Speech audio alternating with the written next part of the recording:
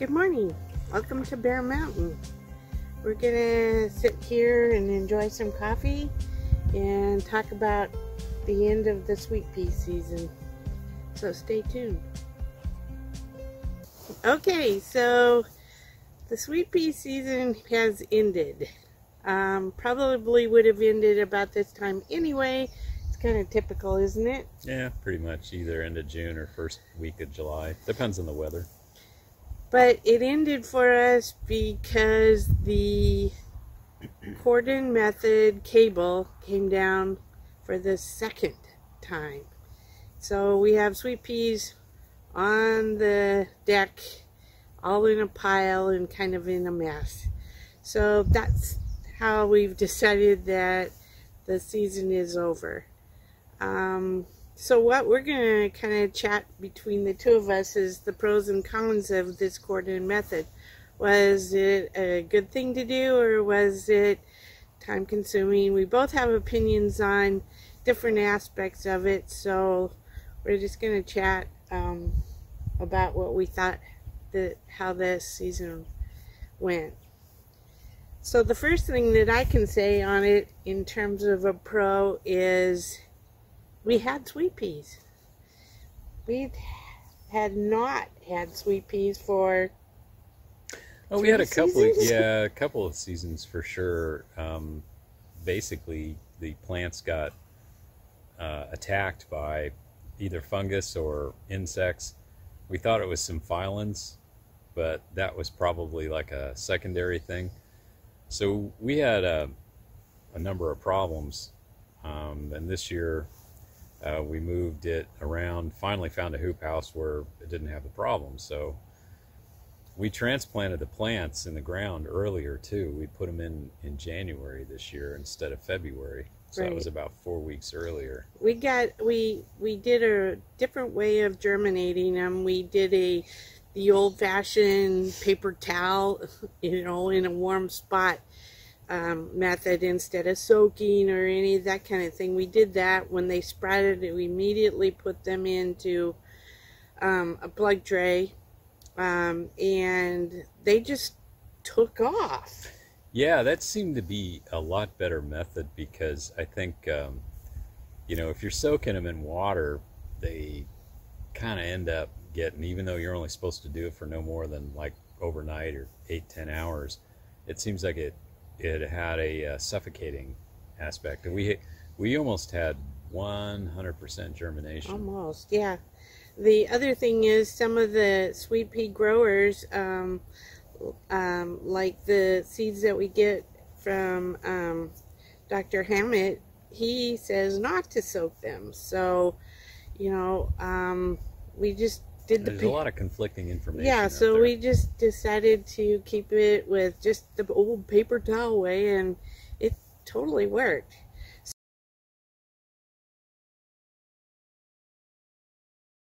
Right. The other thing that we did, which may have made a big difference on disease, is, I hate to say this, but we had bad luck with the soil blocks in sweet peas. The soil blocks tended to be too dense, and the amount of time the sweet peas had to grow on in it, the soil block seemed to inhibit root development. Once it reached the edge of the block, they kind of dried out. We ended up having problems with better root development. So we decided saying, okay, we had some old plug trays. And so what we did is we used they were 72 size plugs, and we said, well, okay, we pre-germinated them like Denise said, and then we put them into those plug trays and grew them on for a very short period of time, maybe 2-3 weeks. It was so fast. Just enough to get them up to like pretty much their first true set of leaves, and then we planted them in the tunnel.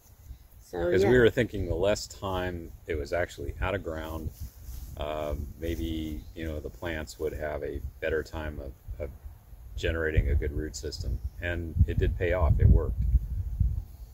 So once again, the positive was we had sweet peas.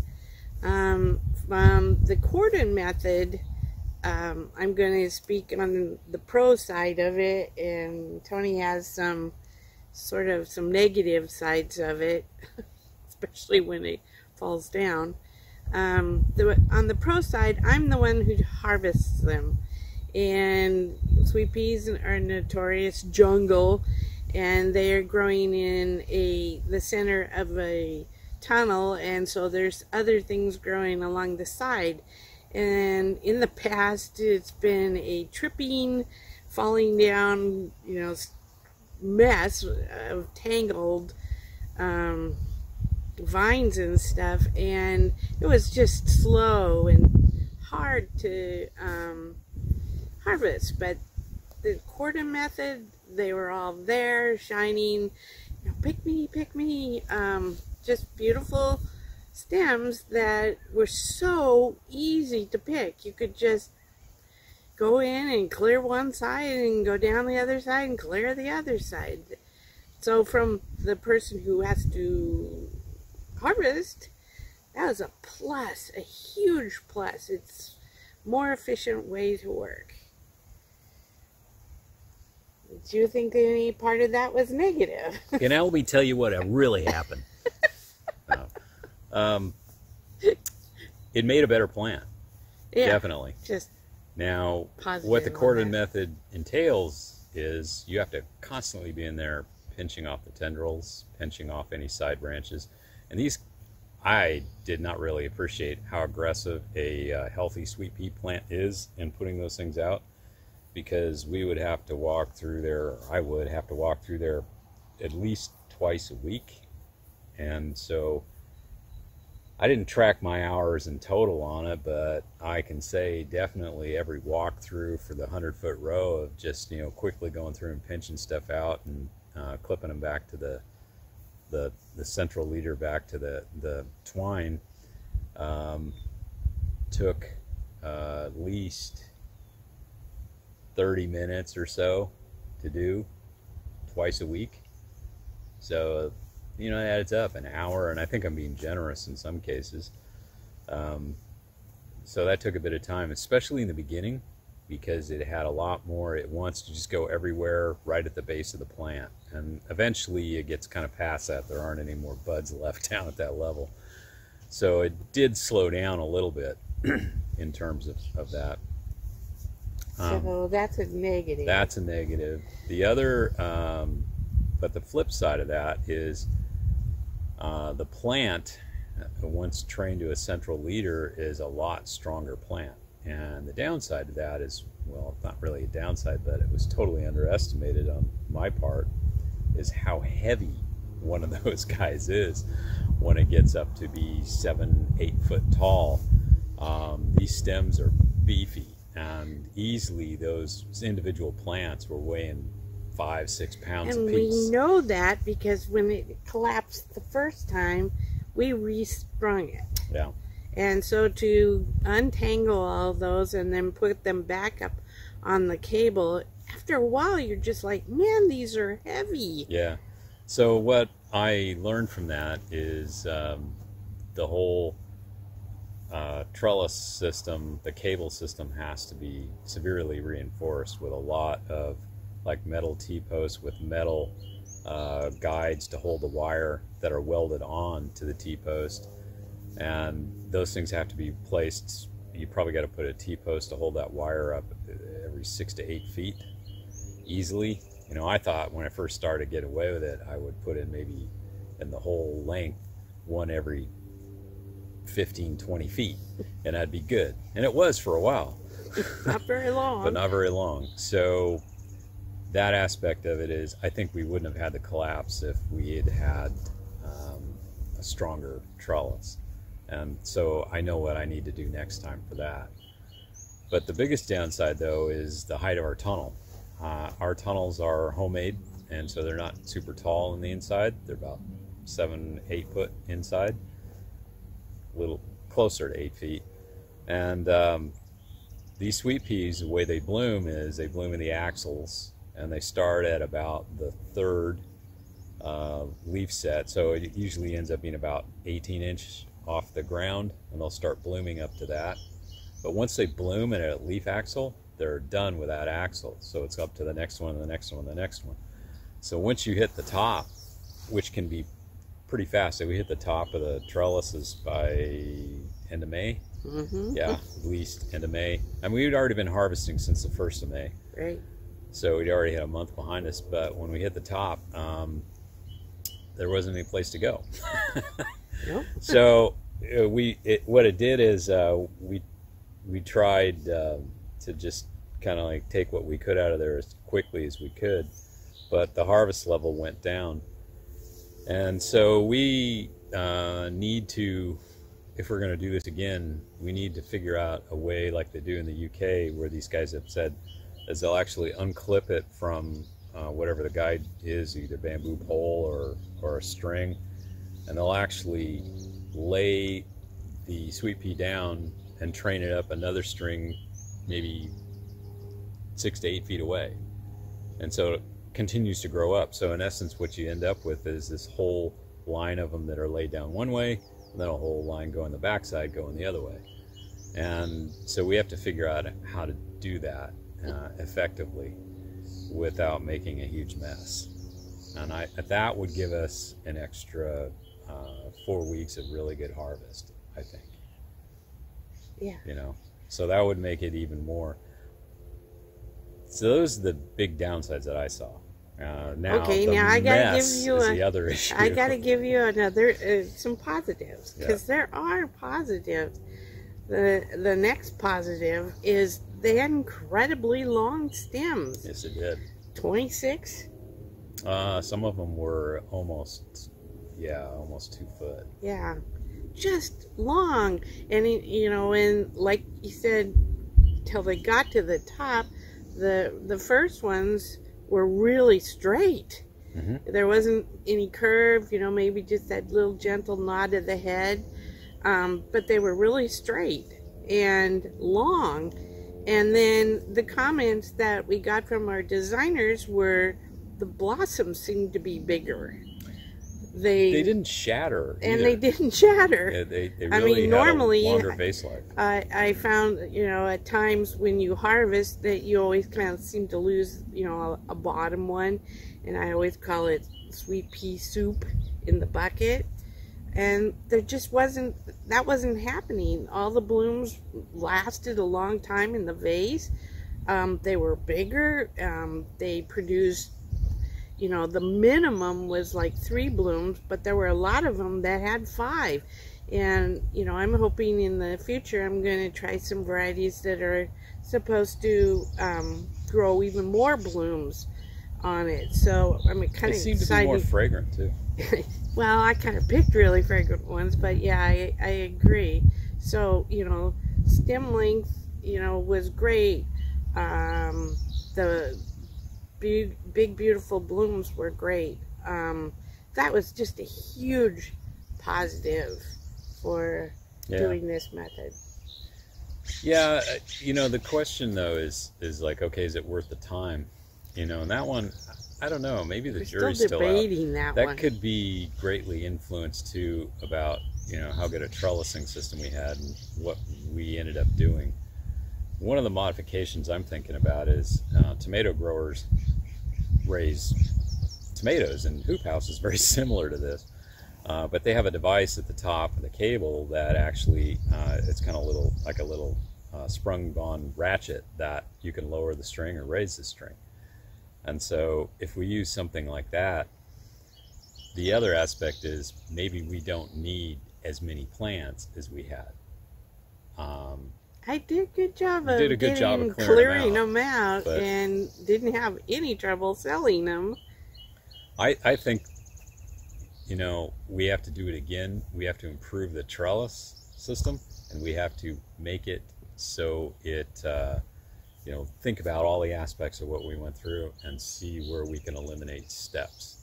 Well, you did change out one of the ratchets to actually be a ratchet. Right. Instead of just an anchor, I made it a tensioning ratchet. Is there anything you think you need to do to the end walls of the hoop house? to be able to support it, or is it more? I don't think it was the end walls as much as it was the sag of the cable in the center. Yeah. Yeah, because the two ends are still holding currently. Oh yeah, there's no problem with that. It's just that all the rest of them are. The wire now is stretched. It's stretched and it's on the deck. We gotta, yeah. And maybe the thing is, we used was an 1/8 inch cable. We need something beefier. Maybe we need something a little beefier. Yeah. You know, has a little more tensile strength. So, and this one, you know, I was debating whether this would be a positive or a negative. This year I didn't offer any of the sweet pea bunches with tendrils in it. And I like the look of tendrils in a bouquet with sweet peas, but you know, you have to take all those off. So that I wasn't able to offer that. And in the past, we've also offered sweet pea vines as greenery. And so that didn't happen either. And the only way that if we were going to decide to do that again is that we'd need to grow a second group outside of the tunnel and just let it be wild. And then I could pick peas, vines, tendrils, whatever, to put in the bunches that we offer. So that's just another thought of, wow, I couldn't do that, but you know, without all those, it was easy to pick. They weren't all tied up together, and you know, having to clip this off and that just to get it. It was just quick and easy. Mm-hmm. So the verdict is, are we going to do it again? I think it's not really fair to say that system is not going to work for us yet, because I think there was a lot of learning to be done in there. And, right. You know, where we had the 2 failures, we have to eliminate that. And then we have to figure out a way to extend the season to get more time out of it. And if we were able to be successful with that, I think then it becomes, okay, let's do a better job adding up the hours that we're really putting into it, vis-a-vis what we can sell them for, and how many, you know, what's the demand for them. I mean, the one advantage to a long stem sweet pea is it gives you more flexibility to put it in different arrangements as a designer. You can't, you know, add stem length, but you can always cut it down if you need to make it smaller. So that was a huge plus. And the fact that the blossoms seem to last longer in the vase, right, I think was also I mean, a plus. I had comment after comment from my designers saying that it made the whole use of sweet peas way more useful in all kinds of different designs. They were used to small things, and this way they could put it in really larger arrangements, and we're very pleased by that. But you know, anybody who's raising these things, it's a, you know, unless you got some kind of controlled greenhouse, it's a springtime crop. And you know what spring is? Spring is a busy time. Yeah, that's so it's putting additional resource demand to, you know, going through and making sure those guys are all pinched up and cinched up and all that stuff, at the same time that, you know, there's a lot of other demands out there for planting, bed preparation and all that other kind of stuff. Plus, you know, you're harvesting tulips and so, you know, maybe it's too stressful to do, and maybe designers don't give you enough of a reward. You know, it's okay for them, you know, it's kind of cool, but maybe it's not worth it. You know, we have to evaluate that. I think once we the only get the downside about me hearing you say that, dear, is I already have sweet pea seed. Oh yeah, no, I already ordered. It's not that we won't raise sweet pea. It's just whether that becomes the primary method. Back into the jungle with a machete.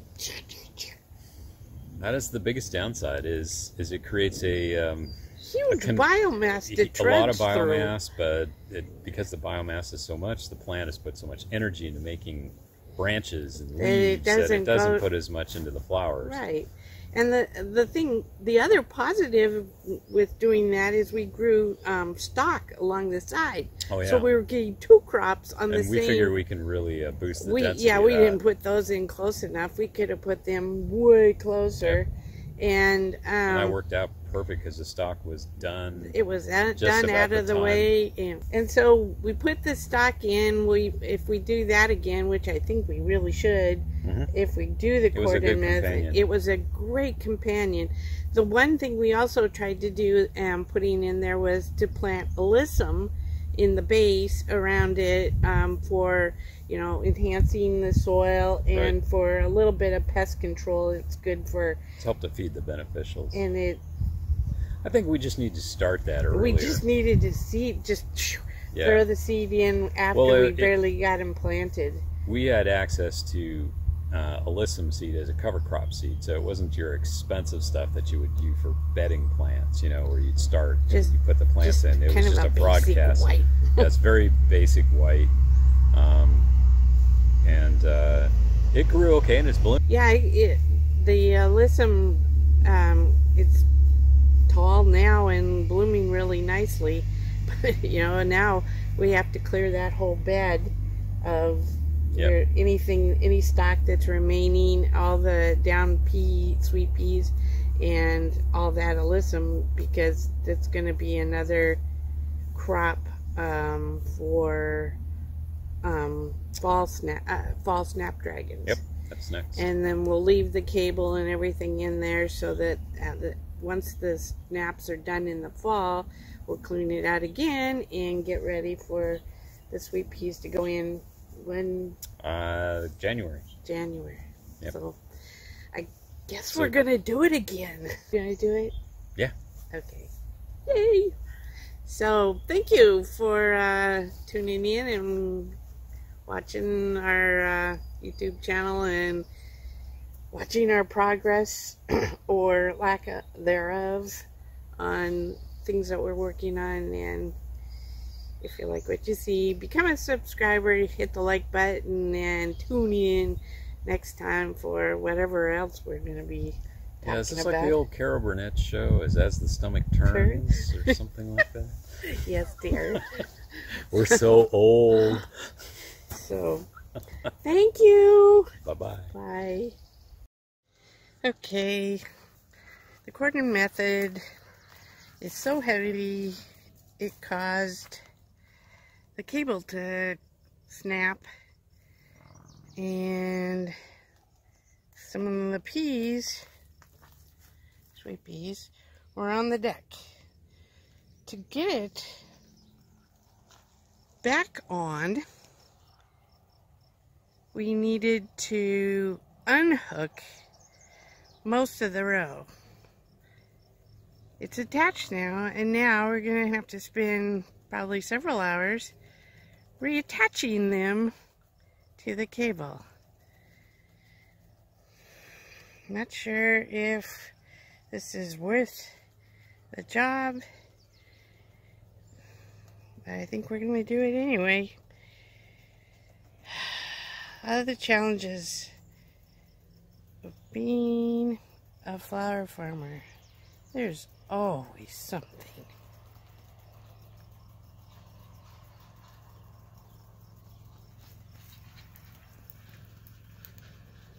Pile of sweet peas.